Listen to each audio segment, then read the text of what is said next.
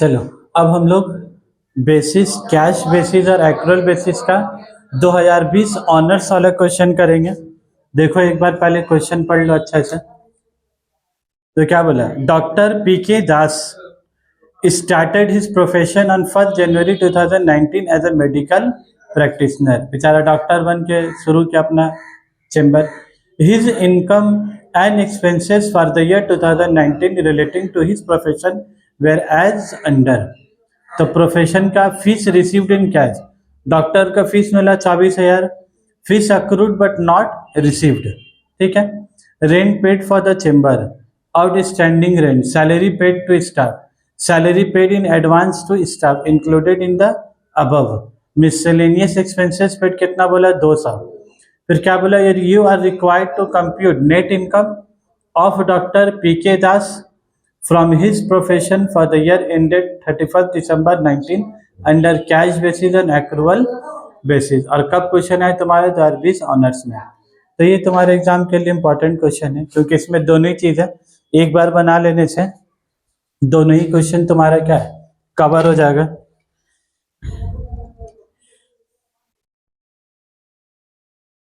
तो सबसे पहले ही लोग क्या बोला है, बोलो कैश बेसिस में बनाने हैं। किसमें? Cash basis. तो कैश बेसिस में क्या बोलते हैं हम लोग, 2019 में जो जो इनकम मिला वही लिखेंगे, जो इनकम नहीं मिला वो इनकम को ऐड हम लोग नहीं करेंगे। साफ सीधा बात। देखो फीस रिसीव्ड इन कैश, कितना रुपया फीस मिला बाबू, 24,000 रुपया।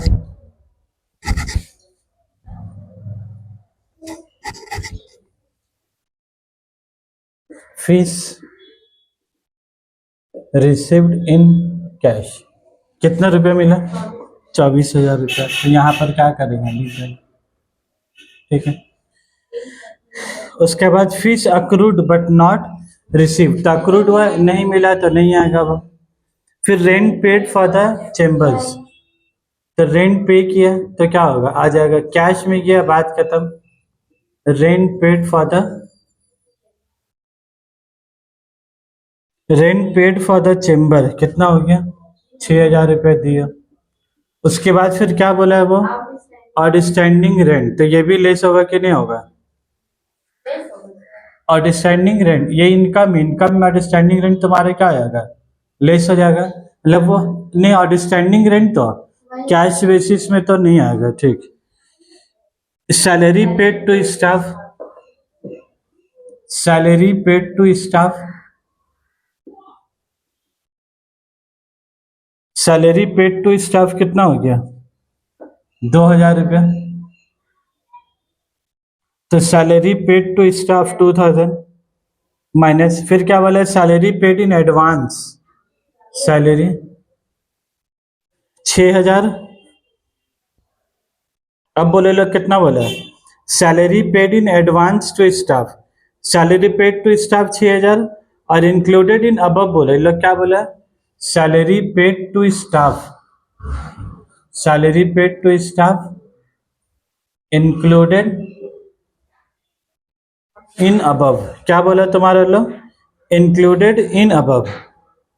तो जब कैश बेसिस करेंगे तो हम लोग ऑलरेडी कितना सैलरी लिख दिया, बोला सैलरी पेड टू स्टाफ है कितना हो, वो 6,000 रुपया ना, 2,000 रुपये क्यों लिखा, सैलरी पेड टू स्टाफ है कितना 6,000 और बोल रहा है salary paid to staff included in above कितना बोल रहा है, 1,000 रुपया। तो देखो होना क्या चाहिए था, सैलरी पेड टू स्टाफ 6,000 और पेड टू स्टाफ क्या हो गया, प्रीपेड सैलरी। तो भाई हम लोग बना रहे कौन सा, कैश बेसिस। कैश बेसिस क्या बोलता है, प्रीपेड उपेड से का मतलब नहीं, आप पैसा दे रहे वो पैसा रिकॉर्ड होगा। तो ये तुम्हारा हो क्या कैसे जाएगा बोलो, जिसके अंदर ये 5,000 रुपया और अलग से कितना लिख देंगे तुम्हारा 1,000 रुपया। तो सैलरी पेड टू स्टाफ 5,000 और प्रीपेड सैलरी तुम्हारा कितना हो गया 1,000 रुपया। तो टोटल माइनस हुआ 6,000 रुपया, खाली -5 और -1 के नाम से बस। उसके बाद बोला miscellaneous expenses paid, miscellaneous expenses paid, तो कितना रुपया एक्सपेंसेस पेड हो रहा बोलो 200। तो कैश बेसिस से तो क्या हो जाएगा, माइनस हो जाएगा, बात खत्म। तो लो 24,000 -6,000 -5,000 -1,000 -200, तो कितना रुपया बचा सब एक्सपेंस माइनस करके तुम्हारा 11,800 रुपया। तो ये 11,800 रुपये क्या हो गया तुम्हारा net income as per. Net income as per कौन सा मेथड है वो? नॉट, हाँ, net income as per cash basis. ठीक है। अब इसी के बाद फिर तुमको क्या बनाना होगा बोलो? Accrual basis. तो एग्जाम में दोनों एक साथ ये लोग पूछ लिए, तो ये जब दोनों एक साथ पूछा होगा ना, जाहिर सी बात है लोग 5 नंबर का पूछा ही होगा, 2 मार्क्स में तो नहीं पूछेगा ये लोग।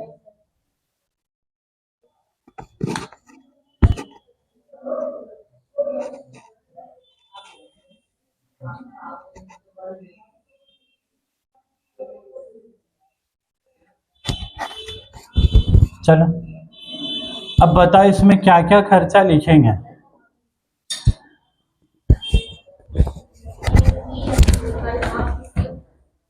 सबसे पहले हम लोग जो फीस रिसीव्ड इन कैश है वो तो लिखाएगा ही। फीस रिसीव्ड इन कैश कितना रुपया?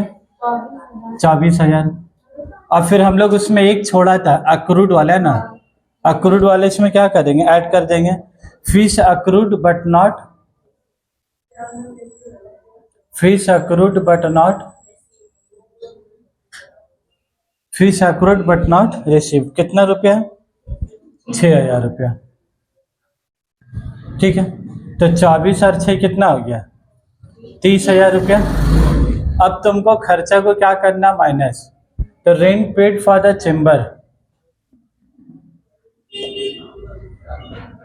रेंट पेड, तो rent paid for the chamber कितना है? 6,000 रुपया। Rent paid for the chamber के बाद क्या था? Outstanding rent. यहाँ हम लोग छोड़ दिया था, लेकिन अक्रूवल में बनाएंगे तो क्या करेंगे भाई? आउटस्टैंडिंग है तो क्या हुआ? खर्चा तो इसी साल का है, रह लिया घर में, यूज कर लिया घर, तुमको पैसा का बिजनेस का देना ही होगा। तो आउटस्टैंडिंग रेंट कितना क्वेश्चन में बोला? 2,000 रुपये। तो 2,000 रुपये क्या कर देंगे? माइनस। उसके बाद salary paid to staff, salary paid to staff. बोलो 6,000 रुपये लेंगे कि 5,000 रुपये लेंगे? 5,000 लेंगे, क्योंकि 6,000 में तो 1,000 एडवांस है, तो वो तो हम लोग क्या लेंगे ही नहीं। तो हम लोग कितना लिखेंगे? सिर्फ और सिर्फ 5,000 रुपये। और मिससेलेनियस एक्सपेंस, कौन सा expense? Miscellaneous expenses paid. Miscellaneous expense कितना पेड कर दिया हम लोग? 200 रुपया पे कर दिया। तो 30,000 में से 6 गया, 2 गया, 5 गया, 2 गया, तो कितना बचा बोला? 30 में से 6 2 8, 8 5 13,000, 13,200। तो 30,000 में से 13 तो कितना बच गया? 16,800 रुपया। तो ये तुम्हारे क्या निकल गया? Net income as per accrual basis.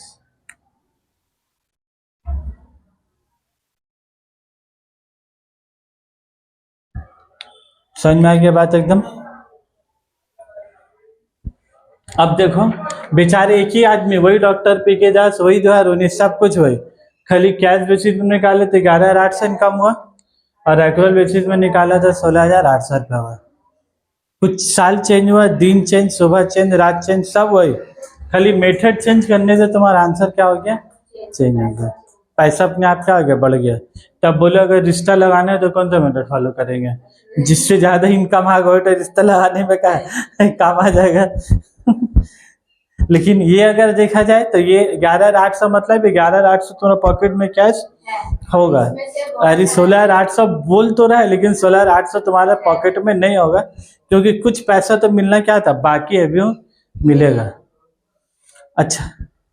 अच्छा लास्ट बात बोल दें, जो प्रैक्टिकल लाइफ में जो फॉलो होता है कि sir cash basis accrual basis दोनों में बनाना पड़ता है कि कोई एक?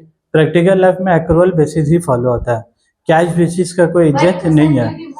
एक्रूवल बेसिस ज़्यादा अच्छा है, क्योंकि जो खर्चा तुम नहीं दिए बट वो रेंट इस्तेमाल किए हो, प्रीमाइसेस यूज किए हो तो उसका खर्चा माना जाएगा। जैसे इलेक्ट्रिसिटी बिल तुम यूज किए हो, तुम पैसा भले 6 महीने का पैसा अगला महीना में दे रहे हो, लेकिन खर्चा तो इसी महीने में ही रिकॉर्ड होगा, उसी को बोला है एक्रूअल बेसिस। और प्रैक्टिकल लाइफ में भी एक्रूअल, और सबको एक्रूअल बेसिस ही यूज करना है, देयर इज नो चॉइस, ठीक है। और कैश बेसिस बस किताब उताब में है, बस एग्जाम के लिए क्वेश्चन क्या है बना लो। चलो ये भी हो गया, ये अच्छा है, वेरी इंपॉर्टेंट है, तो ये भी वीडियो सेव कर दे रहे हैं। उसके बाद हम लोग बनाएंगे 2019 जनरल का क्वेश्चन, वो तो बहुत ज़्यादा ही आसान है।